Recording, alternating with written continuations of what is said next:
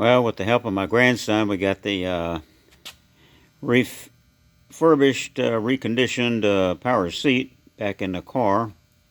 It was not easy. You would think it would be easy, but boy, it wasn't. To get the 4 bolts through the holes and line them up with the carpet and a heavy seat. In fact, we had a hard time getting it in, and I heard some rip, and we ended up ripping the seat right here.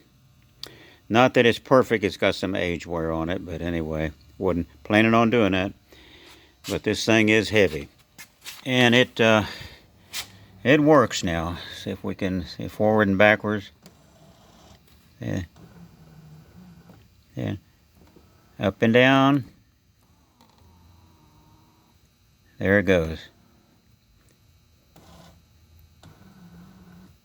Dead quiet too.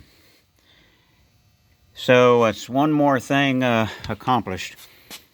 The next thing should be hopefully in a few days I'll get the regulator for the back door, where I put both back door panels back together, and hopefully that'll go okay. But usually for some reason, things don't go as smooth as you would think.